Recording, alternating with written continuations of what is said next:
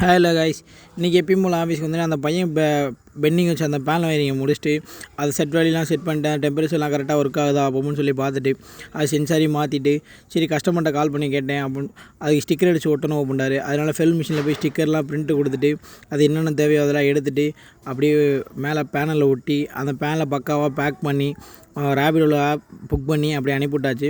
Extension பாக்ஸை senior எடுத்துகிட்டு போயிட்டான்னு சொல்லிட்டு புதுசு ரெடி பண்ணுவோன்னு சொல்லிட்டு புதுசு ரெடி பண்ணிட்டு இருந்தேன். அப்புறம் இன்னொரு சின்ன பேனல் ஒன்று ரெடி பண்ணிருந்துச்சு. அது வந்து ஹைட்ராலிக் கண்ட்ரோல் பேனல். அதுக்கு எல்லாமே போட்டு பார்த்தா என்னோடய அக்கௌண்ட்ஸ் வந்து எனக்கும் வேணும் ப்ரோ அப்படின்னு சொல்லிட்டாரு எக்ஸ்டென்ஷன் பாக்ஸு.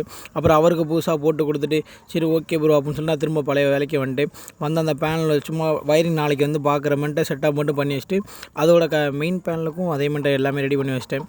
இந்த கண்ட்ரோல் பேனல் பார்த்தீங்கன்னா கனெக்டர் டைப்பில் வரும். ஒரு 24 பின் மூலமாக கனெக்ட் பண்ணுவோம் மேல் டு ஃபீமேல் மண்ட்டை. அதுக்கு கட் அவுட்லாம் போட்டு சாக்கெட்டை மாட்டி எல்லாமே முடிச்சுட்டு பக்காவாக எடுத்து வச்சிட்டேன். நாளைக்கு போனேன் வயரிங் மட்டும் பண்ணுவோன்னு சொல்லிட்டு குரூப்லேயும் ஃபோட்டோலாம் எடுத்து போட்டுட்டேன். அப்புறம் அன்றைக்கி நம்ம டிசைன் பண்ண ப்ளக்ஸை மாட்டிட்டாங்க ஆஃபீஸ்க்கு வெளியே. அது பார்க்க கலர் நல்லாவே இருந்துச்சு, சூப்பராக இருந்துச்சு. அப்படியே பார்த்துட்டு அது ஒரு ஃபோட்டோ எடுத்துகிட்டு அப்படியே வீட்டு கிளம்பி இருந்தாச்சு. சரி ஓகே, நாளைக்கு போப்போ, டாட்டா, பை பாய்.